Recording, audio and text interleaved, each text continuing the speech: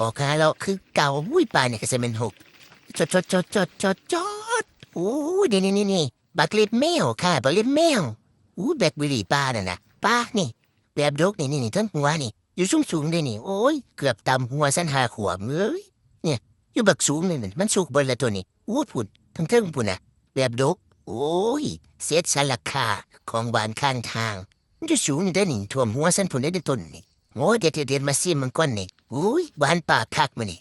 แบล็คเบอร์รี่ป่าข้างทางค่ะนี่กำลังสุกเต็มข้างทางนี่ฉันเป็นบาเก็ตแมวเลยนี่น้ำมันไหลนะเฮ้ยหวานอยู่ต้นนี่เก็บค่ะบันนี้ได้เวลาเก็บโอ้ยคือสูงแต่บันนี้เอาคือสันตัวเตี้ยบ่มันสูงโอ้ยเกิดมาเตี้ยเนาะโอ้ยพุ่นต้องหัวฉันน่ะนะใส่ก็ได้กองพลาสติกแล้วมาใส่อุ้ยปุ่มนี่แบบรูปพวกนี้อุ้ยทันเทิงพุ่นดำๆพุ่นโอ้ยจะเอาบ่ได้ดอกมันอยู่สูงทันเทิงพุ่นน่ะเก็บต่ำๆเอาดอกต้นแบล็คเบอร์รี่มันเป็นเครือจ้าไม่เป็นเครือมันขึ้นไปน้ำต้นไม้น่ะมันก็เลยอยู่สูงต้นนี้อันหวนแม่งมา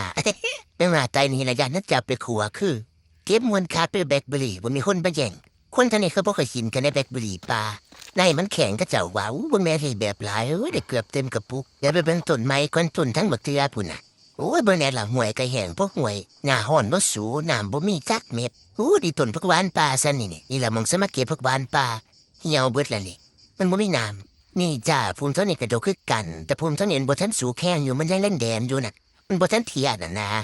ปุ่นทั้งในกับมีแต่ฉันจืดบ่ถึงฉันเก็บบ่ได้แฮมอยู่ในโพดเบิ่งปุ่นปูนน้ำปุ่นเป็นปลางุนพูนสูงๆกันไปต้นบักเดือต้นบักเดือยากตัวนั้นแบบเราไปต้นนั้นก็ได้พอกันไหมเดิจ้าบายบาย